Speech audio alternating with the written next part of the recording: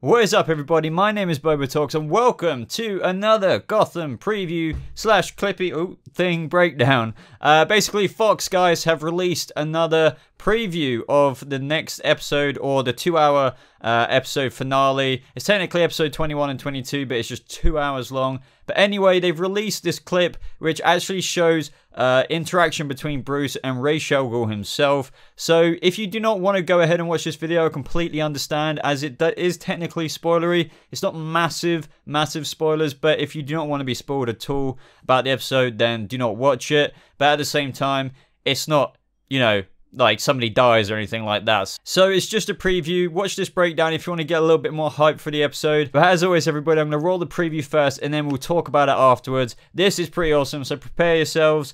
Shit is about to get real. Roll the clip.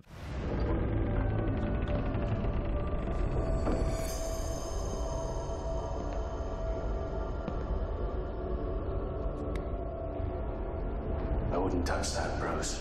When I first found out that Ras al Ghul was coming to Gotham, I was beyond ecstatic. Why have you come to me, Bruce? The sensei told me to seek you out, that you would complete my training. And did the sensei tell you who I am? What I seek? Alexander as Ras al Ghul is just the most genius casting, because he is the most lovely person, and in my experience, they make the best villains. Every time I approach a scene, I'm sort of figuring out, right, I want to land this character. I want to make an impact. I don't want to disappoint the people who already love this show. I have been alive more years than you can imagine. I have seen and done things that would shape the core of everything you believe. There's a sense that he is omnipresent and a deity of sorts, in that he can hear the prayers of his acolytes throughout the city. I'm thought to be a demon, a saint, a ghost. So I've got those three things to play with, which is quite a wide arc. I want him to be mysterious, I want him to be ambiguous, I want him to be incredibly cruel at times, and then kind and paternal at other times. I think I'd like to offer myself as a replacement father figure to Alfred. For all my years, all my travels, there is one thing that I have never found: a true heir. But I need to know if you're ready. I am. I can get Bruce to cross a line that he should never cross.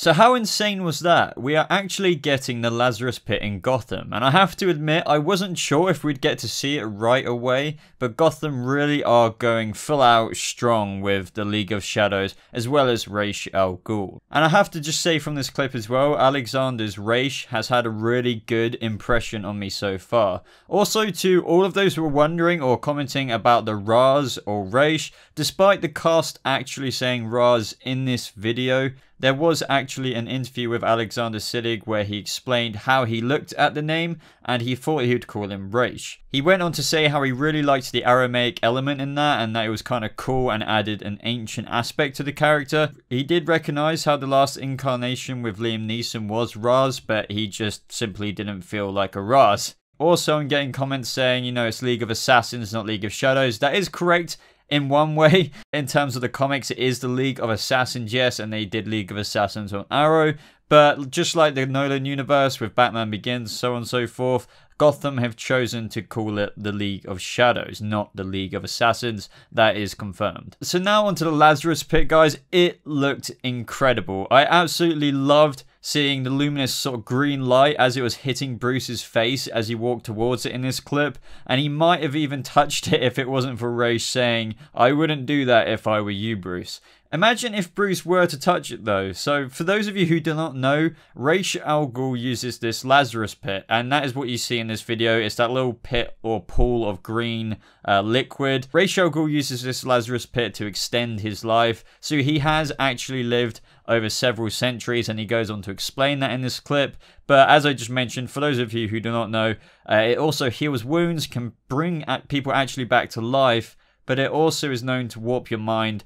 and you can actually even go insane. So a really good example of this, guys, and one of my favorite examples of this is the Under the Red Hood DC animation, where the Joker actually, you know, supposedly, or in Batman's perspective, kills Jason Todd, but he's actually put into the Lazarus Pit. But I'm not going to say any more than that, but I definitely recommend checking out that film if you want a decent example and understanding of like Ras al Ghul and the Lazarus Pit and the effects it can actually have on a person.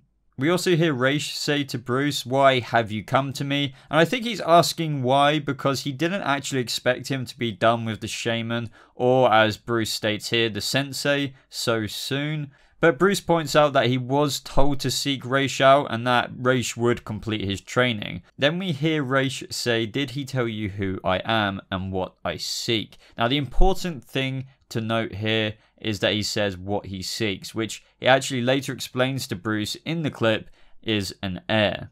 But honestly, what I love about this clip is when he explains to Bruce who he is and what he's done. "I have been alive more years than what you can imagine. I have seen and done things that would shape the core of everything you believe.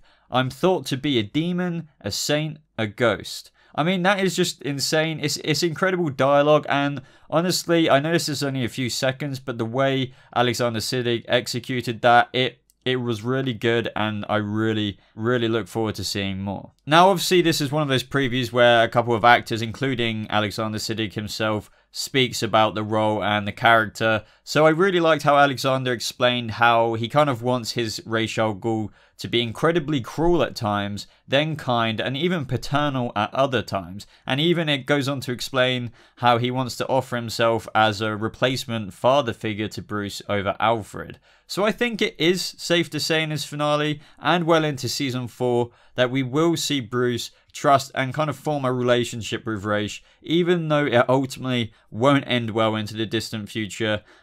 He will learn a lot from him and have an incredible unique bond with him, finding a purpose. But to Ra's, it's all about grooming Bruce to become his heir, which he has never found in all the centuries that he has lived. So it's good to see that they are taking the typical Batman story route with this Ra's character. It's kind of similar to what they did in Arrow as well, and how Ras al Ghul wanted Oliver to be his heir. It is very much the same thing in Gotham. They're just doing it at a younger sort of take, if that makes sense.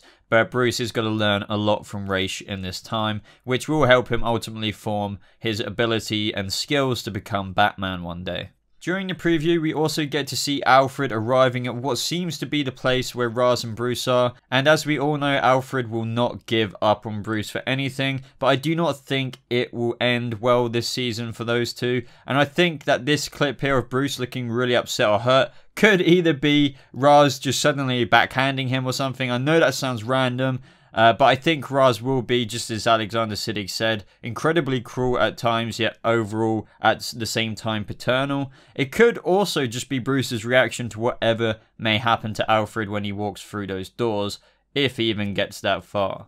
At the end, we get some super fast clips, one of a sword seemingly held by Ras al Ghul. Now, he could be offering this to Bruce, and now this is pure speculation, but it could be when Alfred possibly comes in, and Ras al Ghul may want Bruce to take the sword and kill Alfred, since he probably assumes that he's still brainwashed in the way that the shaman kind of brainwashed Bruce to basically kind of obey any command he is given, even though Bruce has proved some resistance to that. It's going to be very interesting to see if this is the case and if he offers some resistance to killing, you know, Alfred. Obviously, Alfred isn't going to die, but it's going to be really interesting either way to see what happens. But let me know what you think this moment is here with this sword. We also get a much closer look at the League of Shadows assassins, and this scene here is what I believe is when they're confronting Fish Mooney when she's holding what I believe is to be the cure for the Alice Tech virus.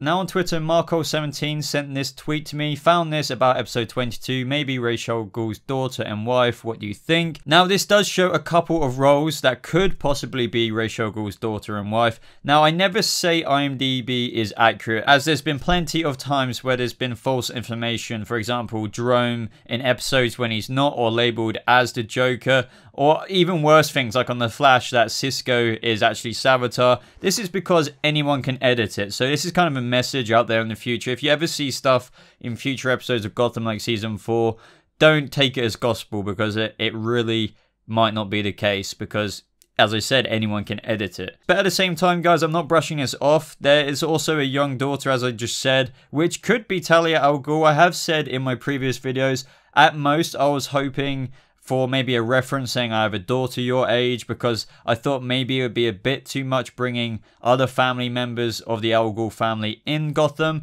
But who knows, maybe in the background we might see a Talia al Ghul and maybe a wife of Ras al Ghul. I think it may be a bit too much, but who knows. At the same time, this could just be a mother and a daughter at any point in the episodes, but there is a good chance. So well done on spotting that, Marco, and let me know what you guys think in the comments below. Would you like to see the wife of Ras al Ghul at this stage in Ras al Ghul's life? Remember, guys, in the show things will be told a bit differently, so he still can have his wife and daughter in Gotham at this stage, even though Bruce is really young. It doesn't have to be like, oh no, he shouldn't blah blah blah meet this at that age. You know, Gotham do their own thing.